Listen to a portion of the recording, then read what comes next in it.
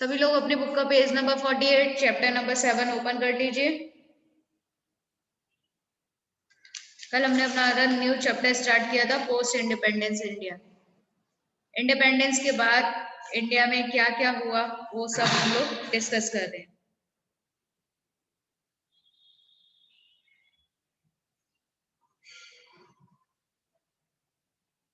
Open किया सभी ने? Yes ma'am. बाकी सब कैमरेस भी ऑन कीजिए सारे। सभी अपने कैमरास ऑन कीजिए।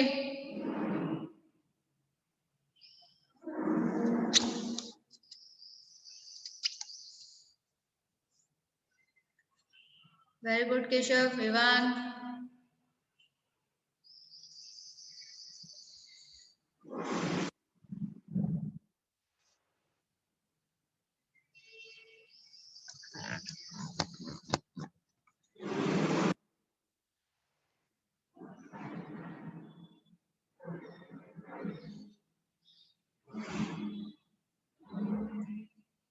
हर्षिता कैमरा ऑन करो बेटा।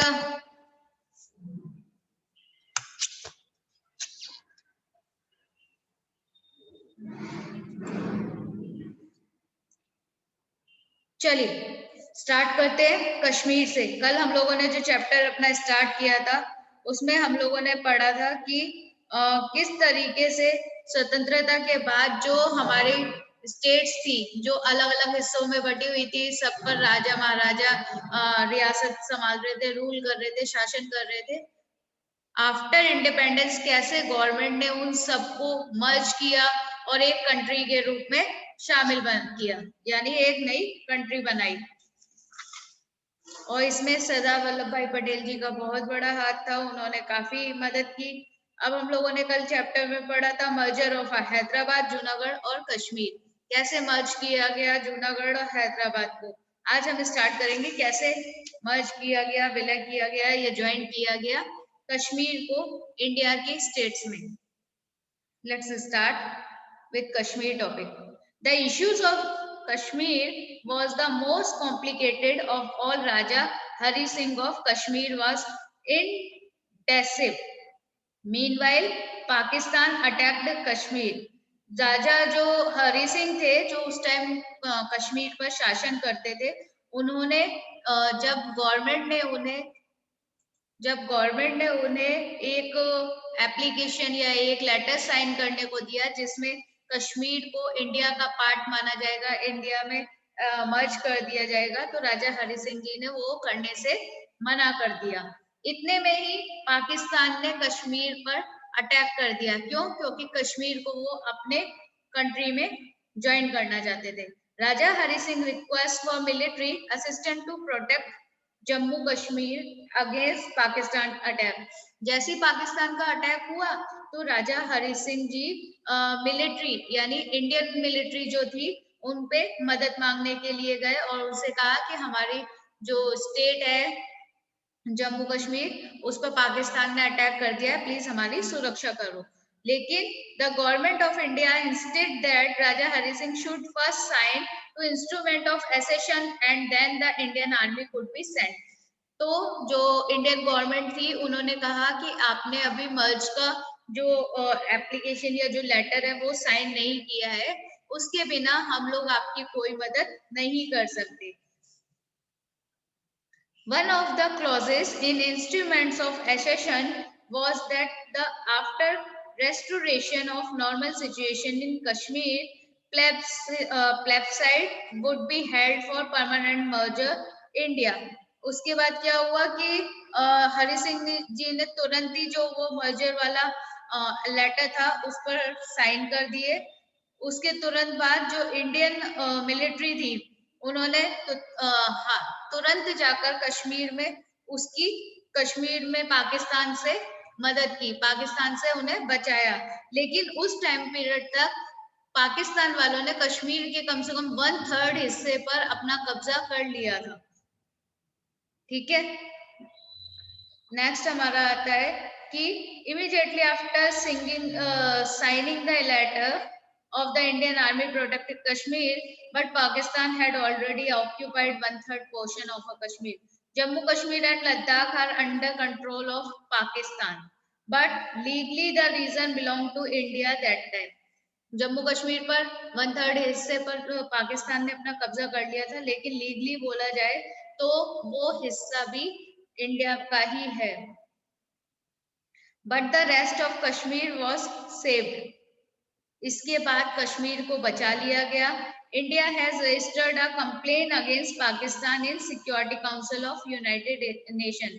इंडिया ने यूनाइटेड नेशन में पाकिस्तान के खिलाफ कंप्लेन की. The Security Council suggested for the ceasefire. जो हमारी ये यूनाइटेड नेशन थी वो प्रॉपर रूप से ये कह देती थी, यानी वैधानिक रूप से उन्होंने बोला कि जम्मू कश्मीर जो है वो भारत का ही भाग है, इंडिया का ही भाग है, और ये सबसे बड़ा सच है. ठीक है. इसके बाद Kashmir is a continental issue in the relation between India and Pakistan. आज भी कश्मीर का जो इशू है, आज भी कश्मीर जो है वो इंडिया और पाकिस्तान के बीच का बहुत बड़ा टॉपिक है, जिससे आए दिन इस बात को लेकर लड़ाइयां होती रहती है. In this way towards the end of 1948 politically unity of India was established by various historical and non-violent India. इस तरीके से 1948 के एंड में भारत में जितनी भी स्टेट थी उन्हें एक कर लिया गया, एकता बना दी गई उनके बीच में, और जितने भी ये violent non violent movement start किए गए, यानी अहिंसक रूप से सब लोगों को एक साथ मिला लिया गया. क्लियर हुआ कि कश्मीर कैसे ऐड हुआ भारत में.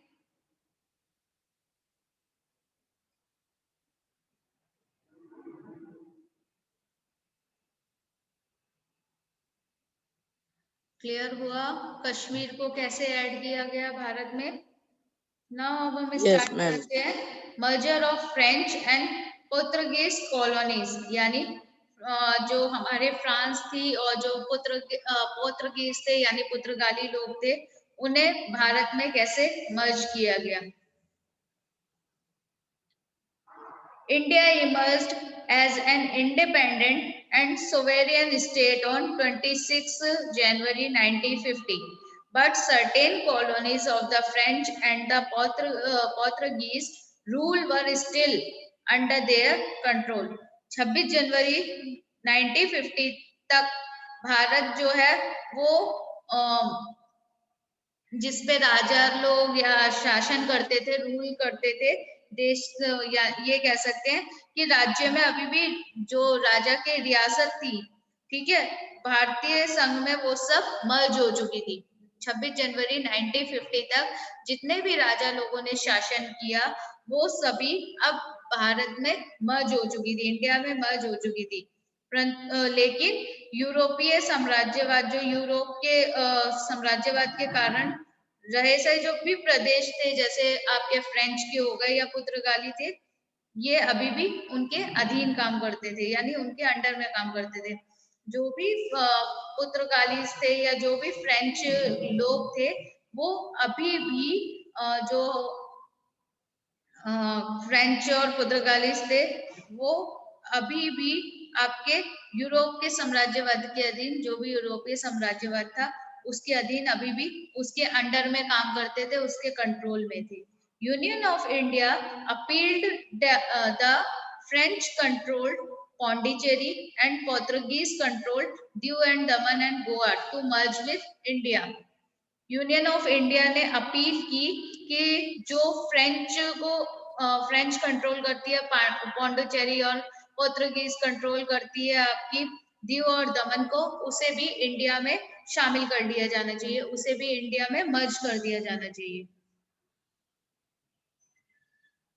भारत में जो भी इंडिपेंडेंस हुई उसके बाद में फ्रांस और पुर्तगाल की या आपकी जो पोर्तुगीज थे उनकी सरकारों को उनके अधीन से जो भी उनके स्टेट आते थे उनसे जो भी स्टेट आते थे उस पर इंडिया अपना उसे इंडिया अपने अंडर में लेना चाहती थी, यानी अपनी कंट्री में शामिल करना चाहती थी।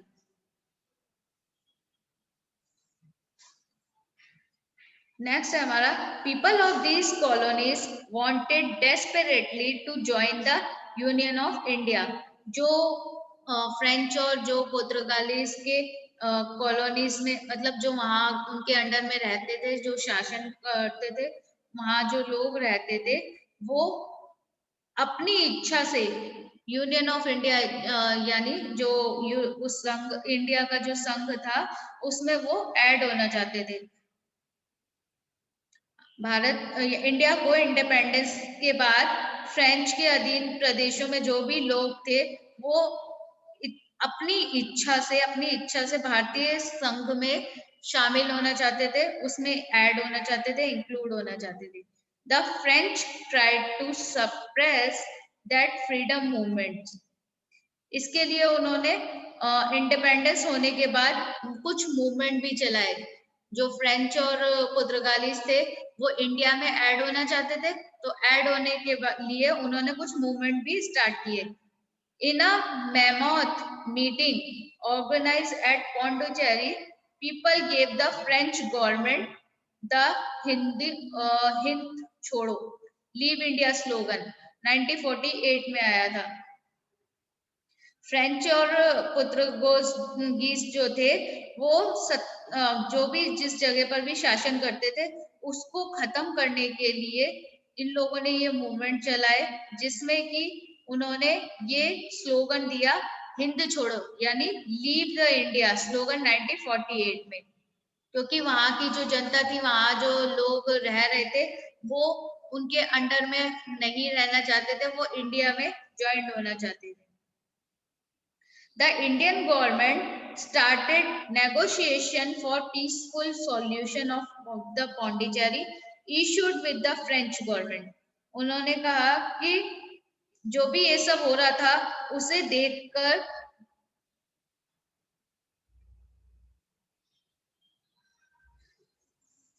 ये ऐसे बोल सकते हैं कि फ्रेंच जो थे, फ्रेंच के लोग थे जो थे, उनके ऐसे व्यवहार को देखकर जो वो मूवमेंट कर रहे थे पांडुचेरी में, लोगों में विशाल सभा आयोजित करके फ्रेंच सरकार को भारत,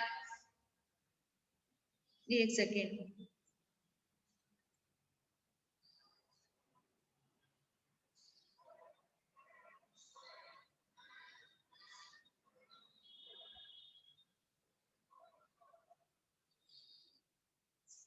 यस, जब उन लोगों ने ये क्या बोलते हैं, लीव इंडिया का स्लोगन दिया, तब जो फ्रेंच लोग थे वो समझ गए थे कि जो हमारे अंडर, यानी फ्रेंच और पुर्तगीज के अंडर जो लोग रह रहे थे, वो अब उनके साथ में, उनके कंट्रोल में नहीं रहना चाहते थे, वो इंडिया की सरकार में मिलना चाहते थे, गवर्नमेंट के साथ जुड़कर यूनियन संघ में रहना चाहते थे। तो ये सब चीजें देखकर फ्रेंच और पुर्तगीज ने शांति से ये सब चीजों को समझा, और उसके बाद ये दोनों, दीव एंड दमन और गोवा को इंडियन गवर्नमेंट के हाथों में सौंप दिया।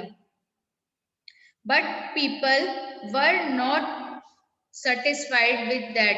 In Yanam, People's Liberation Army had taken over the administration in their hands of June 13, 1954.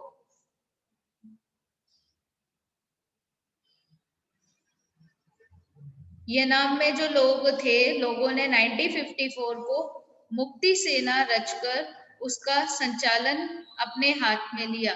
France ने लोगों के मिजाज और भारतीय संघ के साथ जुड़ने को की 13 अक्टूबर 1954 में बहुत तीव्र मात्रा में अपनी इच्छा को सबके सामने रखकर उसके जो भी डॉक्यूमेंट्स थे वो भारत को सौंप दिए।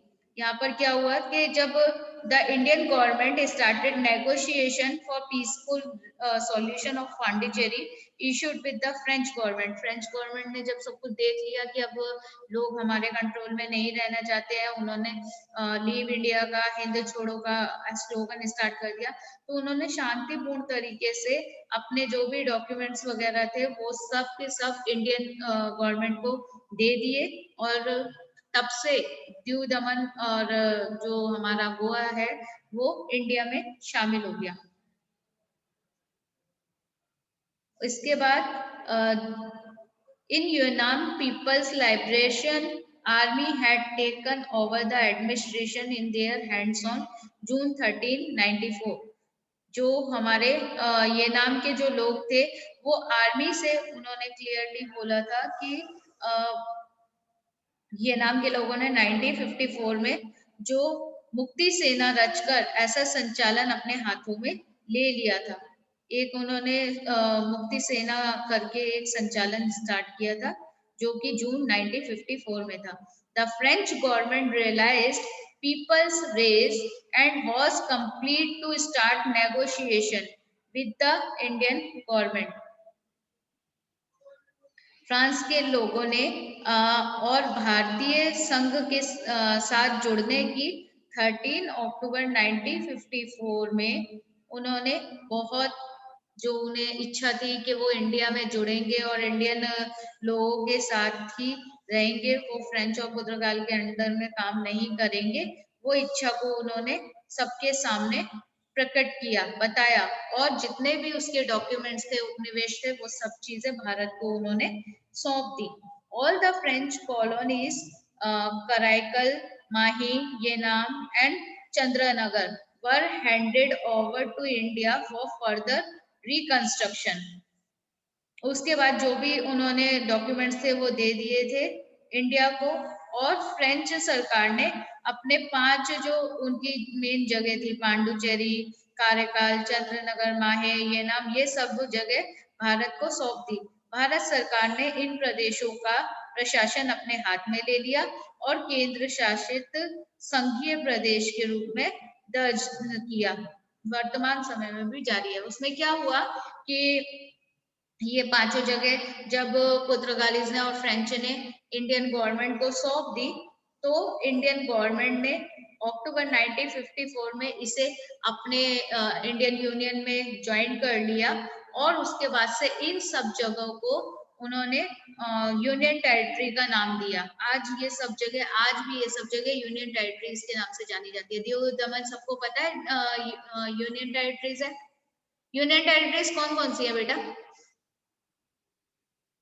Everyone? Yes, ma'am.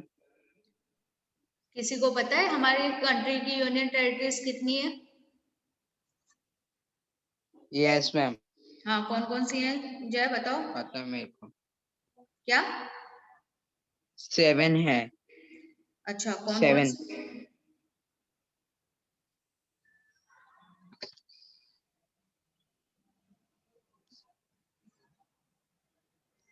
बोलो।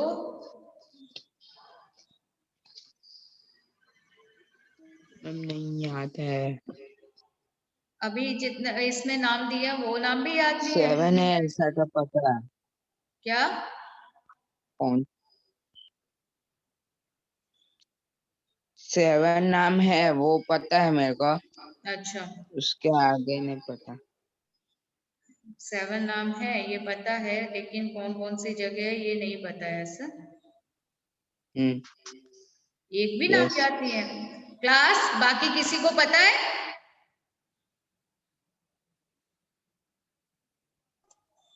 No ma'am. यूनियन टेरिटरीज के नाम नहीं पता?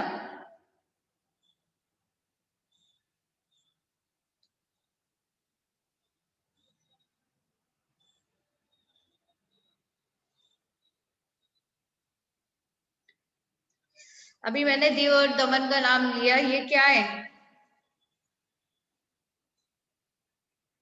गोवा का नाम लिया, ये क्या है? गोवा, पांडिचेरी। Union territories. अच्छा, लक्षद्वीप क्या है?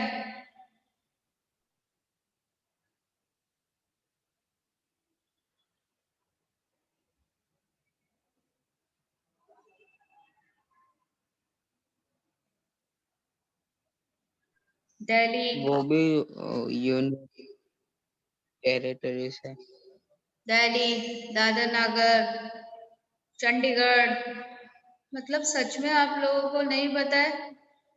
अंडमान एंड निकोबार, पौंडुचेरी।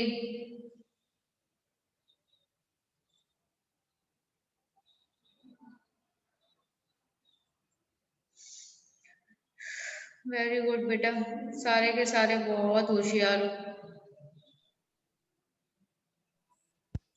एग्जाम तो स्कूल में ही होने हैं ना, एग्जाम थोड़ी ना बाहर तुम लोगों को घर से करने को मिलेंगे जो चीटिंग करके लिख लोगे। यस मैम, वो भी बात सही है। नहीं आता कहाँ है आप लोगों को, बात तो मेरी सारी सही है। With the reconstructions of Indian states, Pondicherry and Karaikal in Tamil Nadu, Mahe in Kerala, Yenam in Andhra Pradesh, and Chandranagar in West Bengal. Pondicherry is the administrative center of all these territories. इन लोगों ने clear बोल दिया कि अब ये सारी जो जगह थी वो दोबारा से रिकंस्ट्रक्टेड की गई, यानी उनकी दोबारा से पुनर्रचना की गई। और ये सब जगह जो आपकी पौंडीचेरी है वो तो पांडिचेरी में है, कराईकल आपका तमिलनाडु में है, माहे आपका केरला में आता है, ये नाम आपका आंध्र प्रदेश में, और चंद्रनगर आपका वेस्ट बंगाल में आता है। इन सभी का जो मेन प्रशासनिक ऑफिस है, एडमिनिस्ट्रेटिव सेंटर है, वो पौंडीचेरी में बनाया गया। अब क्लियर हो गया कि हम लोगों ने अभी कश्मीर को भी ज्वाइन कर लिया, और कश्मीर के बाद फ्रेंच और पुर्तगीज जो थे उन्हें भी कैसे इंडिया में ज्वाइन किया गया। अब हम पढ़ेंगे मर्ज ऑफ दीव दमन गोवा, कैसे दीव दमन गोवा को भी मर्ज किया गया इंडिया में। 15 August 1947 political leaders and satyagrahis entered Diu Daman and Goa. 15 August 1947 को पॉलिटिकल लीडर्स और जो सत्याग्रह मूवमेंट चल रहा था वो दीव और दमन में, गोवा में एंट्री किया। In free Goa agitation, thousands of volunteers died.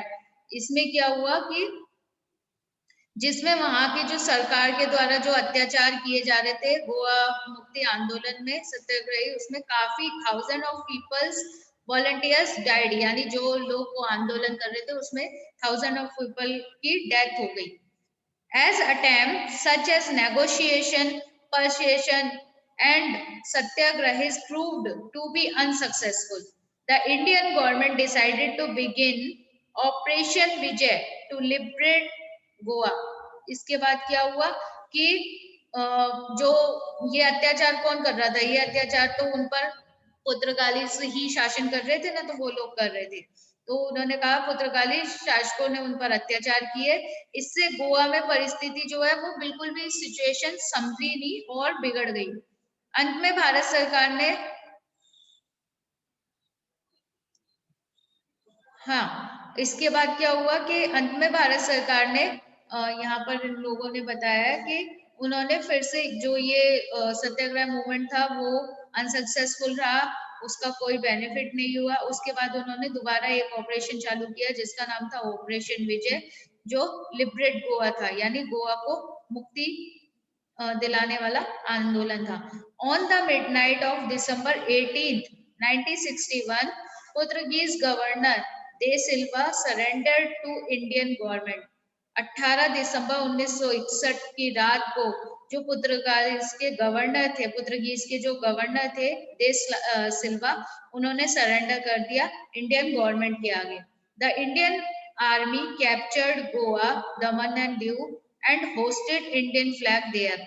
तुरंत जब उन्होंने सरेंडर कर दिया वहां के गवर्नर ने, तो इंडियन गवर्नमेंट ने वहां गोवा, दमन एंड दीव पर अपना झंडा फहरा दिया। Thus the last remain of the Western rule disappeared from India. वो सबसे आखिरी थी जिस पर जो पुर्तगालीज थे, यानी जो दूसरी कंट्री के रूलर्स थे, वेस्टर्न रूलर थे, उन्हें कंट्री से निकाल दिया गया या उन्हें कंट्री से हटा दिया गया। और उसके बाद कंट्री में सभी जितने भी स्टेट एंड गवर्नमेंट थे वो इंडिया के रूप में शामिल हो गए। Yes.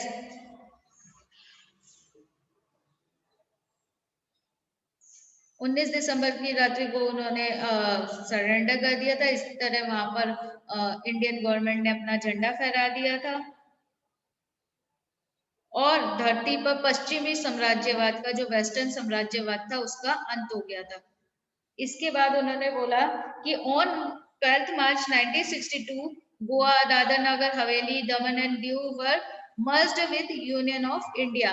12 मार्च 1962 को गोवा, दादर नगर हवेली, दमन एंड दीव ये सब को यूनियन ऑफ इंडिया में मर्ज कर दिया गया, मिला दिया गया। These states were known as union territories. ये सभी स्टेट जो है वो यूनियन टेरिटरीज कहलाती हैं। On 13th May 1987, Daman and Diu were separated from Goa.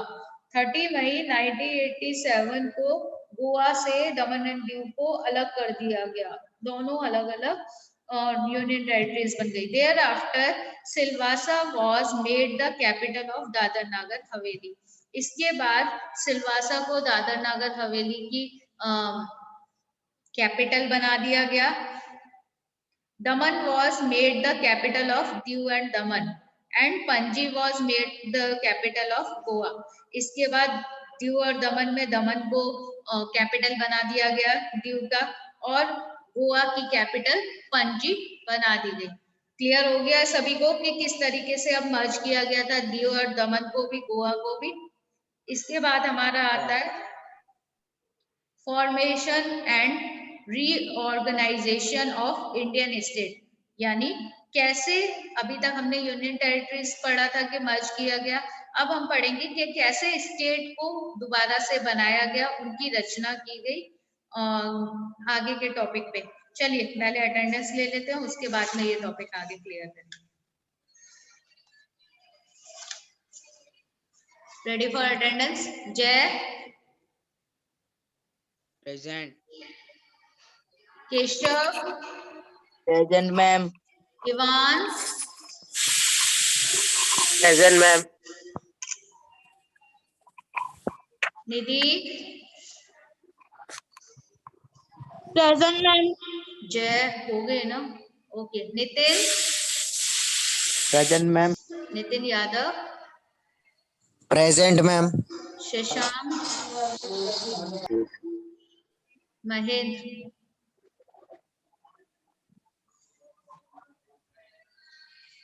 चलिए क्लास में मिलते हैं ऑल ऑफ यू। बाय।